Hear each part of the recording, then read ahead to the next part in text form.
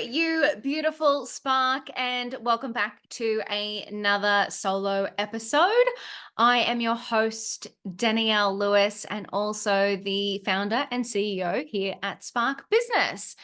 And today's episode, I want to talk to you about the biggest blocker to making more money in your business. And it's really flippin' annoying. So, as somebody who is not only a business owner, I have run, so this is my third business. I still run my first business, Scrunch. I exited a direct to consumer lifestyle product based business in 2021. And obviously, Spark, I still run Spark here. I have not only made $10 million worth of sales in business, but I had a sales career before I ran my own businesses. And I did 10 years in Telstra from retail all the way through to enterprise and government, where I was brokering multi-million dollar contracts for them. And so, as a salesperson by trade, look, don't get me wrong. It's not that I don't suffer from mindset issues. However, as a salesperson by trade, it's something that really frustrates me about women in business and their ability to let their mindset hold them back, because so much of sales is simply putting in the reps, is simply how many outreach emails you send, or how many phone calls you make, or how many LinkedIn connections you make, or how many Instagram DMs you make. So all of the outreach component. It is, how many people who actually book a call with you or request your services, your ability to follow up with them, build a relationship with them, and chat to them about their business. It is literally a numbers game. It's like, how many people at the top, how well do they convert? And then how do you adjust the numbers to hit your goal? And so when I see people who have awesome businesses, who have awesome products and services, who deliver so much for their customers and have incredible impact in their communities, when I see them just not tell people what they do, I find it so frustrating, because I know that they could be impacting more lives and making more money as a result. And the two shouldn't be mutually exclusive, which is one thing I learned. I feel like there's lots to unpack here, but we really love to overcomplicate sales in so many different ways, right? We think we need a big fancy strategy document. We think we need a big fancy expensive CRM. We think we need all of this stuff first before we try and sell. And the fact of the matter is, you don't. You can reach out to someone right now, tell them what you do, and sell to them without a website, without a proposal. I've seen it done before. I now won't even launch a product or service. I won't build anything until I've sold it. I'll do a Squarespace landing page, brain dump my thoughts into the offer onto that, take me a few hours in an afternoon, and then jump into LinkedIn, try and start selling it. If I start to get traction, if people are interested, if someone buys, then I bother creating the product. So, if you're telling yourself that you need all of this overcomplication, all of this stuff first, I really think that is just your mindset. It is just an excuse. It is just you holding yourself back. Oh, today's going to get a little tough lovey, isn't it? It's such a product of our fear, our overwhelm, our imposter syndrome, all of these things that are mindset related, not action and sales related, that hold us back.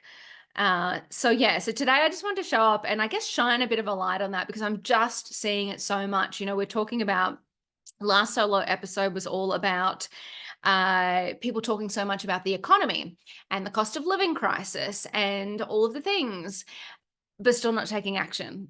So I think this is, I guess, an extension of that as well. And this is something that I've, before there was the economy problem, we were talking about the algorithm being a problem. We were talking about something else being a problem.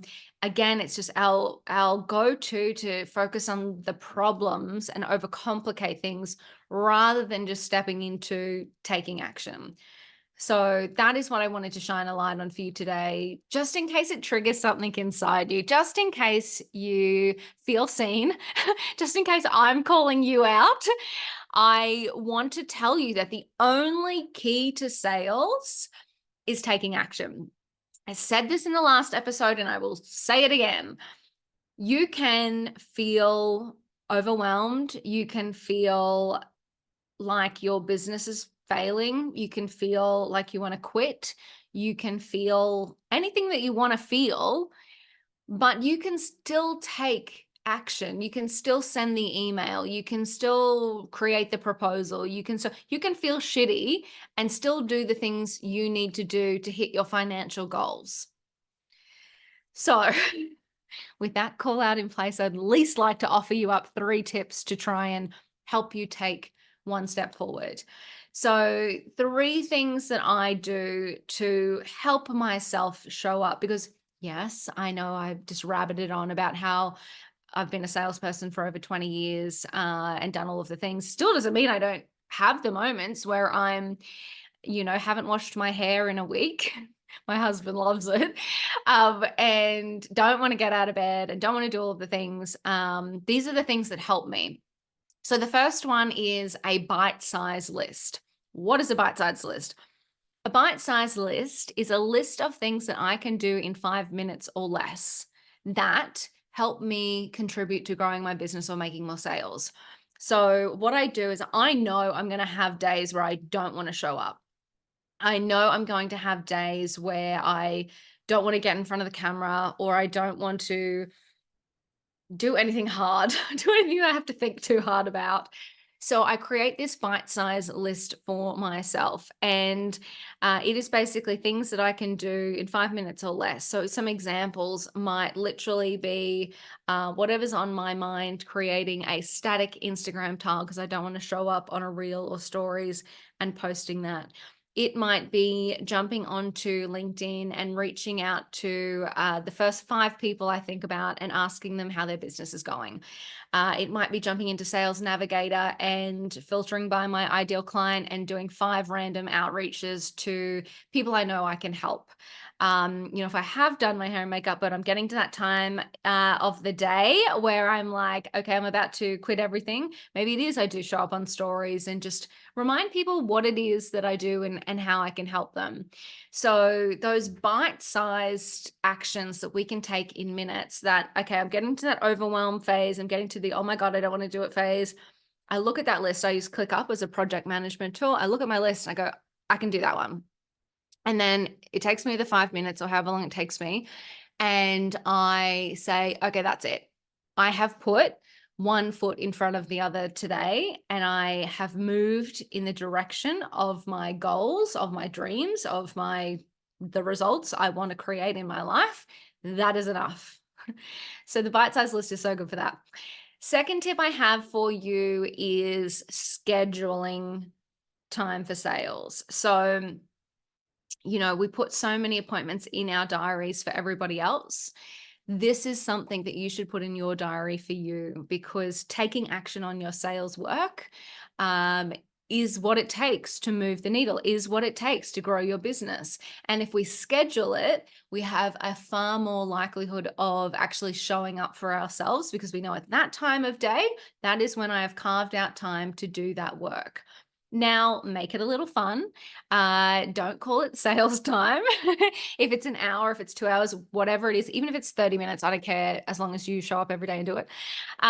Name it something exciting.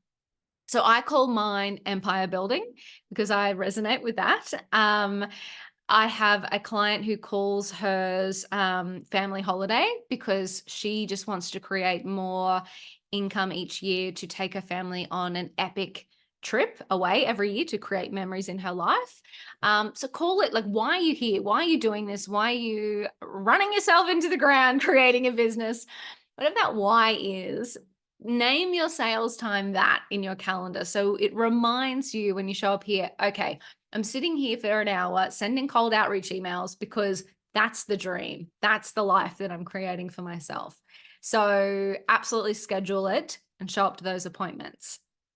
The third and final one is build a support system. So if you are like me, I work from home and my partner works in mining. So he is out of the house for over 12 hours a day. And I'm just sitting here in a giant empty house by myself with nobody around for all that time.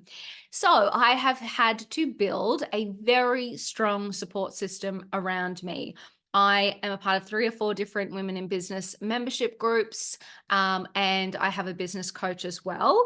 And I also created this podcast just so I could talk to awesome women in business. If you have not listened to the rest of the other over 150 episodes now, it's mostly interviews with women in business. The solo bizzo is brand new. So I make it a part of my life to talk to other women in business, find out what's working for them, and understand their stories and share their stories. So I have built my whole business around creating support systems to make sure that I show up for myself. So think about it for you. Maybe it is joining a membership. Maybe it is getting a coach. Maybe it is asking your mum to text you once a week and say, have you done your sales? It doesn't matter what it is. Maybe it's just you do have that one business bestie. And maybe it is, every fortnight or every month we go out for a wine and I say to her, okay, you've got to ask me, you've got to check in with me. Have I done this sales work that I committed to? Have I done the thing that is going to help me grow my business? Whatever it looks like for you, whatever that support system looks like for you, however accountability helps you, do it. Like, get that as a part of your business life, because that is going to help you show up and actually take action on the things that are going to help you grow your business. So create yourself a bite-sized list, schedule time every day, and build a support system. Those things will help you when your mindset fails, when we get into that fear, when we get into that overwhelm. These are the things that help us take action anyway, because you can feel like shit and still have an awesome business. I hope that helps. You're amazing. If no one else tells you today, you've got this. I can't wait to see you in the next episode.